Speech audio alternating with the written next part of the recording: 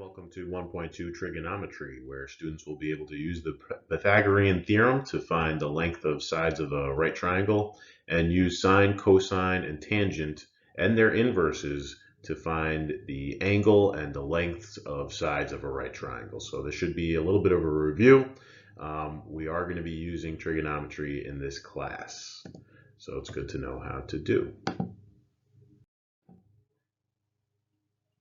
So the Pythagorean theorem is the sum of the squares of the lengths of the two other sides of any right triangle will equal the square of the length of the hypotenuse. So in the typical 3, 4, 5 right triangle, if you make a square out of those, the area of that square and the area of the square made of the length of the other side of the triangle, those two areas will equal the area of the square made from the hypotenuse. And that's why we square them, because we're literally making squares. Kind of cool. So where is this located in your reference table? It's going to be on page 5 in the back over here. And it's on the bottom. I have to put a slide in, I guess.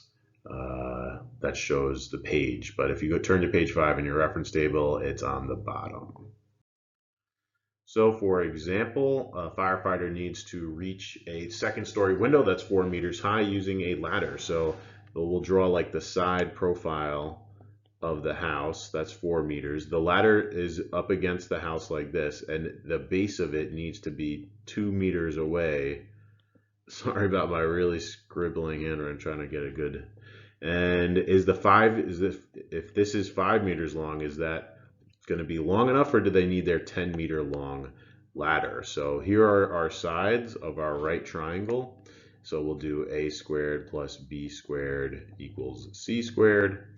We'll do 4 squared plus 2 squared is equal to c squared. C is equal to the square root of 16 plus 4, and that's about 4 point something. So it's about 4.5, 4.47. So yes, the 5-meter ladder is going to be long enough. Fun stuff with the Pythagorean theorem. The thing I really like to review is the sine, cosine, and tangent. So parts of a right triangle, if your angle is located right there, all right, then this side of the triangle has a name. It's not, this line isn't touching this angle at all. So here's the angle made by these two. So this is the opposite side, and well, that's the hypotenuse, is the long side. It's the side that's always opposite the right angle. Opposite the angle is the opposite, and then adjacent is the one that touches the angle. So this angle is also always made with hypotenuse and then one of the legs, and this is the adjacent, the one that's touching the leg. So practice labeling the parts. If the angle was right here, where is the hypotenuse? Right there. Where would opposite be? Go ahead, take a guess. There it is, and then that means the adjacent is right here. All right, now you try, because I know you didn't try it last time. So point to where the hypotenuse is. Where's the hypotenuse in this triangle? Okay, now where would the opposite be for this triangle? Point to it, or just look at it, or just think about it. There's the opposite, and that means the adjacent is right here. Super important to know how to label those when you're doing sine, cosine, and tangent. So, sine, cosine, and tangent. Two right triangles with the same angle are similar triangles. So we know that that angle is the same and they're right triangles. So we know that this angle is the same. So this angle has to be the same because they have to equal 180. So they're similar triangles. This means their sides are proportional to each other. And this means the ratio of one side to another is equal in both triangles. It's all about ratios, which is kind of interesting. For example, the ratio of this side to this side is going to equal, when you do the division, this side to this side. The ratio is the same. Opposite over hypotenuse. Does that sound familiar?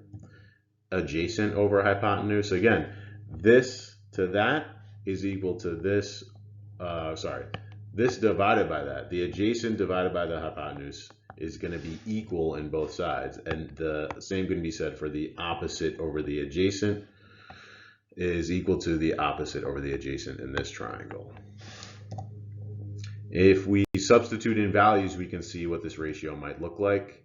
So in a 3, 4, 5 right triangle, the division, and then that turns into a 6, 8, 10 right triangle. When you do the division, you get 0.8 on both sides. And 3 is the adjacent and a 5 is the hypotenuse. 6 is the adjacent over here and the 10 is the hypotenuse over here. When you do 3 divided by 5 and 6 divided by 10, it's the same ratio, 0.6. Same with opposite divided by adjacent. 4 over 3 is equal to 8 divided by 6. So that ratio is 1.33 on both triangles. And this is, you know, the ancient Greeks were bored and they were just looking at these triangles. Hey, it's the same ratio. I wonder if that could be useful, because if we know a small thing over here, if we're building a bridge or something like that, and we need to know the length across the river, we can use trigonometry to determine some lengths that we couldn't measure otherwise. So these ratios do change. It's not always the same number, but if you change theta, it's going to be the same ratio. Back in the day, people had to look up the values of sine, cosine, and tangent in tables like this one. Those are all the ratios for specific degrees. So these are the angles for different triangles. And if it was like a 20-degree triangle, you'd look up the ratio for sine. That's the opposite over hypotenuse ratio. Tangent would be the opposite over adjacent ratio, and so on. So now we just have calculators and it does it for us, and we kind of forget that it's all about the ratios. So that's, you know, just a little refresher. Mathematicians studied these relationships and came up with the following conclusions. If you know the length of two sides, you can find the angle, so that's useful. If you know the angle and the length of one side, you could find the length of all the other sides, so that's useful.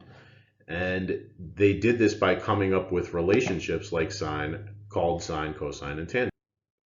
So those are again on page 5 in your reference table. It tells you like opposite over adjacent and stuff like that. So sine theta is equal to opposite over hypotenuse.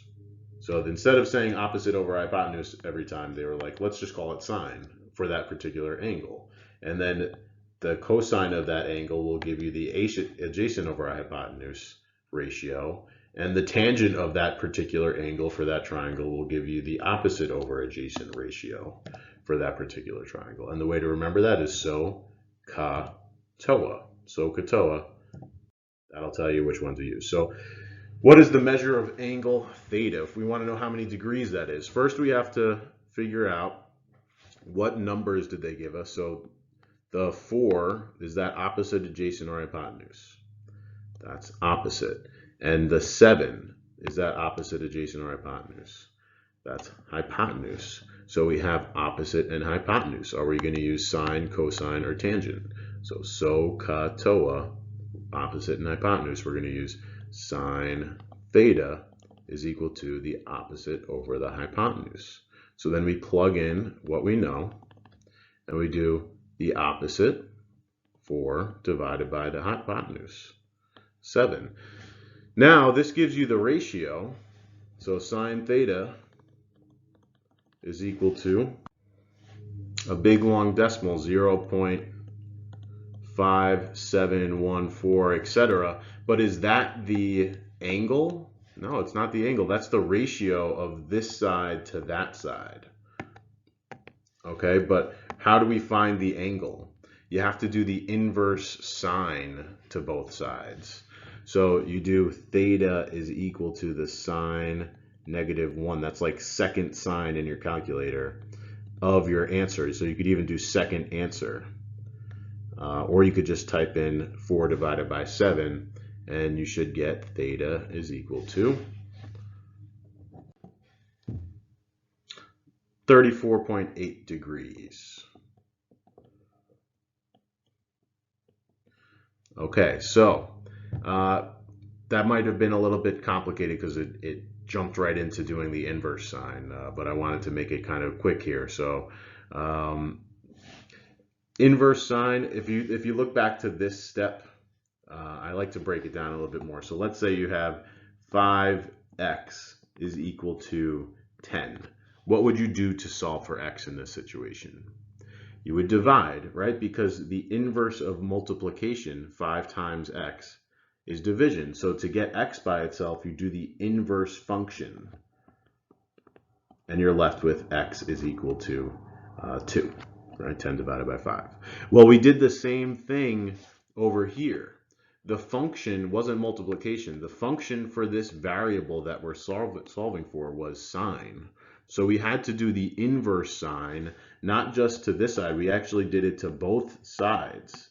So we did the inverse sine of sine. That's like this step here. And it seems repetitive because it is. This cancels out and you're left with your variable that you're solving for.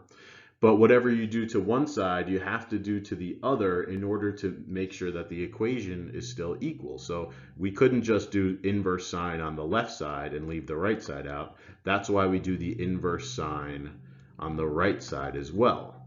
So you could have just done theta is equal to the inverse sine of what? 4 divided by 7. That's what we were doing.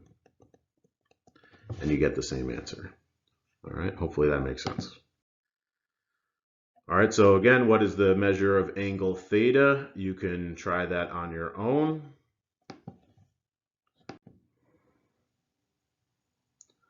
Pause the video here if you want to practice, and then I'll write the answer in 3, 2, 1. So I used cosine here. It's the adjacent. This is the adjacent because it's next to the angle. So here's the angle. This leg is adjacent. This is hypotenuse. Adjacent to hypotenuse, SOHCAHTOA, cosine.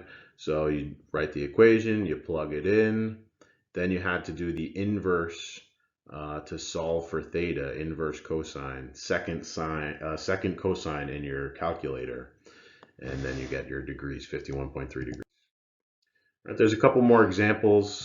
I think you get the gist of it.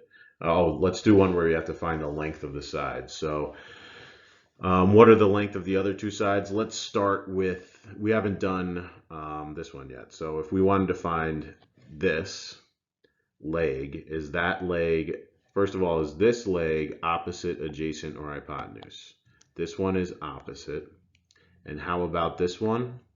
This one is adjacent. So what do you do if it's opposite and adjacent? SOHCAHTOA, TOA is tangent. So we got tan theta is equal to opposite over adjacent. Then you plug in, I always write the equation first because that's how I do everything as we go through the year. There's a lot of equations and it's the same process every time. So that's why I'm writing it like this. You write the equation, then you plug in the numbers. And then, oh, we already knew what the angle was. So this is 25 degrees. So then you do you could cross, if you wanted, you could cross multiply first. 30 is equal to tan 25 times A. And then you could divide. A is equal to 30 divided by tan 25. So the adjacent is equal to 64.3 units. We don't have units yet, so I just say units. If you wanted to find what is the hypotenuse, all right, now we have the adjacent and the opposite, so we have two sides. We could do a lot of different things. We could use sine, you could use cosine, but now that we know the sides, why don't we find using Pythagorean Theorem? A squared plus b squared equals c squared. The adjacent is 64.3 squared plus 30 squared is equal to c squared. So a different way to write it is c is equal to the square root of a squared plus b squared. If you know you're solving for the hypotenuse, you could just do that from the beginning. And you get a hypotenuse of 70.3 95. But doing it this way, I just realized that I like rounded this number, so this isn't as precise as it could be. Also, I forgot to mention, if you're getting way different numbers when you're doing sine, cosine, and tangent than I am, check to make sure your calculator is in degree mode. You do not want to be in radian mode in this class ever, except since you're honors, when we do the rotation unit in like January, then we talk about radians for that unit alone. But 90% of the time, you're going to be in degree mode. So you click on mode on your calculator and just make sure degree is highlighted, not radian. And I think that'll be it. There's a couple of, you could memorize this table if you want, but you don't have to. There's exit ticket, and then I'll make a video for this one. All right, have a great day.